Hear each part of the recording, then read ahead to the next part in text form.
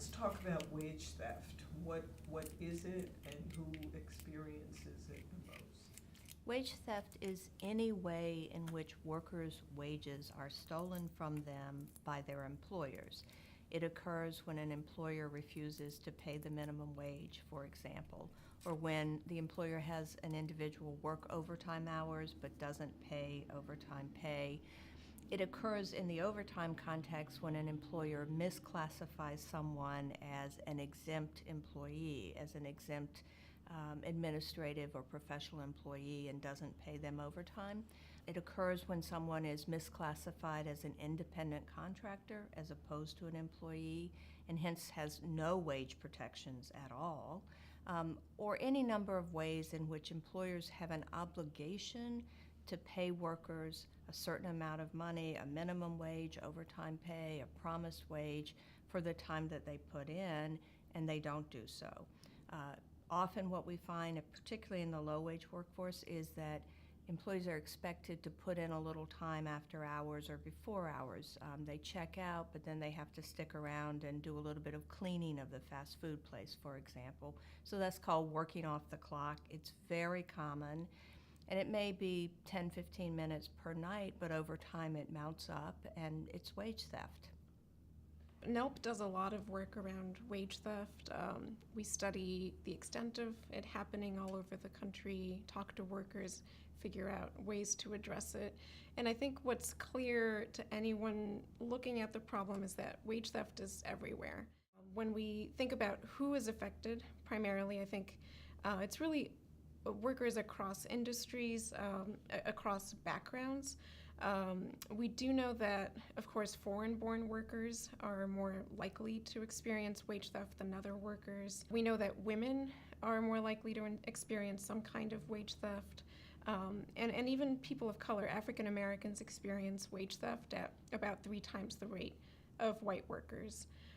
So those are some of the groups that are especially affected, but we know that it happens everywhere.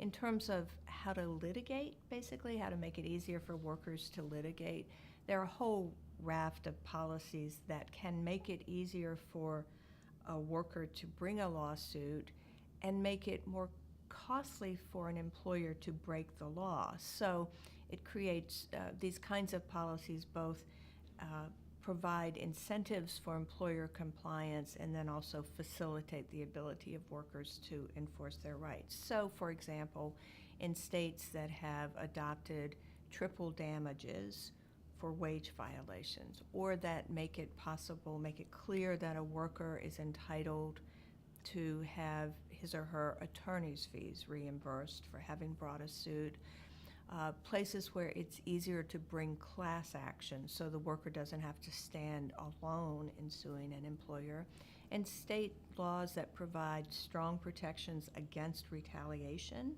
also remove some of the fear that workers have in bringing litigation.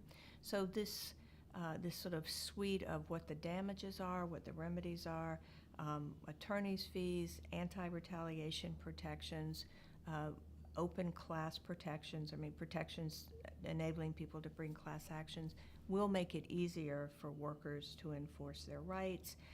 Unfortunately, we're seeing a lot of that shrinking in terms of the protections that workers actually have, certainly at the federal level, but in many states as well.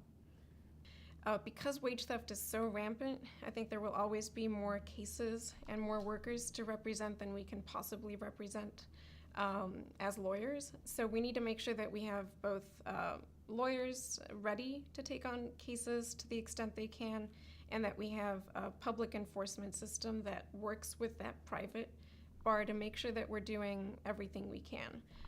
It can feel like whack-a-mole sometimes when cases crop up, before you're even halfway done through your last case. But we need to make sure that we understand the true severity of the problem and put in place enough resources and experts and support for workers and organizations and lawyers to do the work they need to do.